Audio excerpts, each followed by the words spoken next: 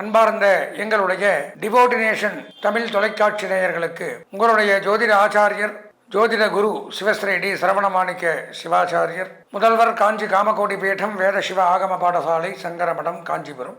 அலைபேசி 9860098370. அடியனுடைய பணிவான வணக்கங்கள் மற்றும் ஆசீர்வாதங்கள். மூலம், பூராடம், உத்திராடம் ஆகிய நட்சத்திரத்தில் பிறந்த தனுசு ராசி நேயர்களுக்கு புத்தாண்டு பலாபலன்கள் அப்படிங்கிற தலைப்பில் 14/4/2026 அன்றைய தினம் தமிழ் புத்தாண்டு பராபவ வருஷம் அப்படிங்கிறது பிறக்குது. இந்த பராபவ வருஷம் அப்படின்னா அனைத்தும் அனைவருக்கும் கிடைக்கக்கூடியதுன்னு அர்த்தம். சிவபெருமானுடைய ஆசீர்வாதங்கள் அனைவருக்கும் கிடைக்கும், எல்லோருக்கும் எல்லாம், அந்த மாதிரி அமைப்பை கொண்டது. மிகச்சிறப்பானது அமைப்பை கொண்ட வருஷம். இந்த புத்தாண்டு பலன்கள் நம்ம தனுசு ராசிக்கு ஏதாவது மாற்றத்தை கொடுக்குமா?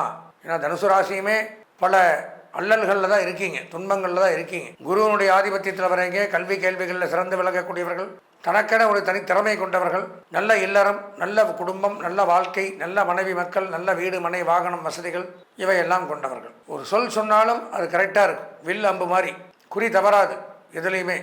அந்த மாதிரி அமைப்புகள். இப்போது ராசிக்கு 4ஆம் இடத்துல சனி வந்திருக்கார். அர்த்தாஷ்டம சனி அப்படிங்கிற இடத்துக்கு வந்திருக்கார். அது நன்மையை செய்யுமான்னு பார்த்தால் கண்டிப்பாக நன்மையை செய்யாது. இந்த ஆண்டில் 2.5 வருஷத்துக்கு அங்கே தான் இருப்பார். இப்போ என்ன பண்ணுறாரு? செய்கிற தொழிலில் பிரச்சனைகளை கொடுப்பார். நீங்களா வேண்டாம் வேலையை ரிசைன் பண்ணுற அளவு மன உளைச்சலை கொடுப்பார். தொழிலில் பிரச்சனை, வேலையில் பிரச்சனை, மேலதிகாரிகள்கிட்ட நாமளே போய் வம்புக்கு போகிறது, இல்லை ஏதாவது நம்மளுடைய தொழிலில் உத்தியோகத்தில் தவறுதலாக ஒரு காரியத்தை செய்கிறது. புரிஞ்சுக்குங்க, அந்த எப்போவோ செஞ்ச தப்பு கூட இப்போ தலை தூக்கும். அன்றைக்கு ஒரு மிஸ்டேக் பண்ணியிருப்போம் 5 வருஷத்துக்கு முன்னாடி. அது கமிஷன், விசாரணை கமிஷன், அது இது எல்லாம் வச்சு துறை ரீதியான நடவடிக்கை அப்படிங்கிறது இப்போ வரலாம். அது சில பேருக்கு டிரான்ஸ்ஃபரில் வரலாம், சில பேருக்கு சஸ்பெண்டில் முடியலாம். இடமாற்றம், வேலை மாற்றம், வீடு மாற்றம், தொழில் மாற்றம் ஏற்படும். அதுபோக மருத்துவ செலவுகள் அதிகரிக்கும். உடல்நல ரீதியான புதிய புதிய பிரச்சனைகள் உருவாகும்.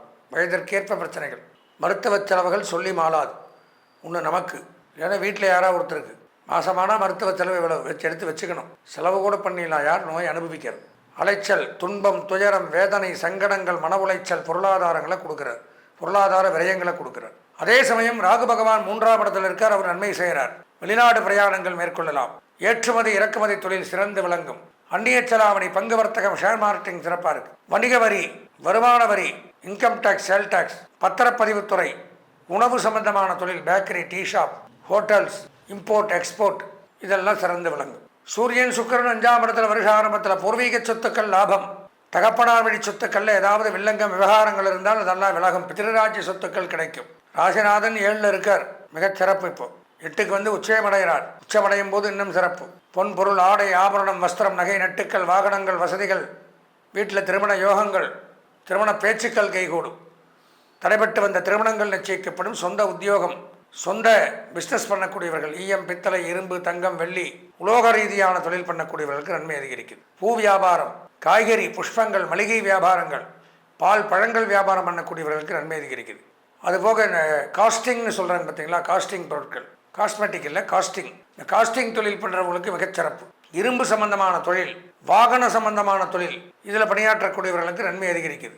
ஆலய நிர்மாணம் பண்ணக்கூடியவர்கள், ஸ்தபதிகள், சிற்பிகள், உலோக விக்கிரகங்கள் செய்யக்கூடியவர்கள், அர்ச்சகர்கள் இவர்களுக்கு சிறப்பு.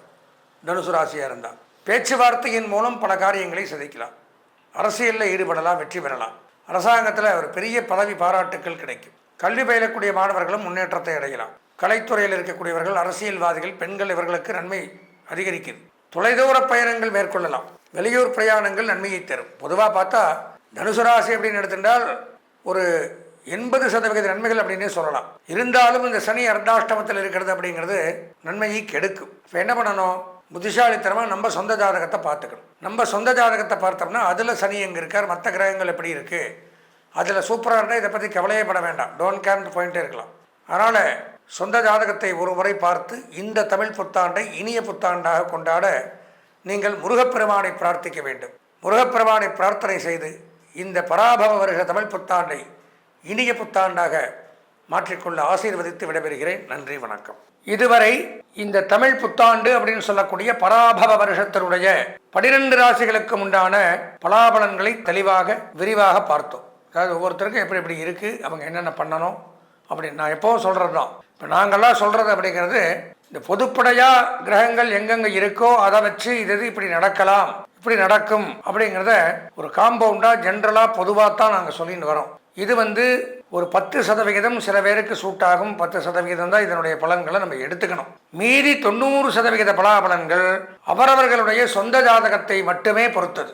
எந்த பயிற்சிகள் நடந்தாலும் சரி, எந்த ஒரு ஆண்டுகள் பிறந்தாலும், என்ன ஒன்று மாற்றங்கள் நிகழ்ந்தாலும் நம்மளுடைய சொந்த ஜாதகம் வேலை செய்தால் மட்டும்தான் நன்மையையும் அனுபவிக்க முடியும், தீமையிலிருந்தும் விலக முடியும். அதனால் இந்த தமிழ் புத்தாண்டில் அடுத்த தமிழ் புத்தாண்டு வர வரைக்கும் இந்த ஒரு வருஷத்திற்கு நாம் எப்படி இருப்போம், நமக்கு எப்படி இருக்கும் அப்படிங்கிறத நீங்கள் கண்டிப்பாக தெரிஞ்சுக்கிறேன்னா உங்களுடைய சொந்த ஜாதகத்தை ஒரு முறை தவறாமல் பார்க்கலாம். இது எல்லாருக்கும் நான் எப்போ சொல்கிறது தான். ஏன்னா அதில் பலவிதமான தோஷங்கள் இருக்கலாம், நன்மைகளும் இருக்கலாம். இந்த நன்மையை தெரிஞ்சுக்காமல் அதில் ஒரு பாதை இருக்கும்.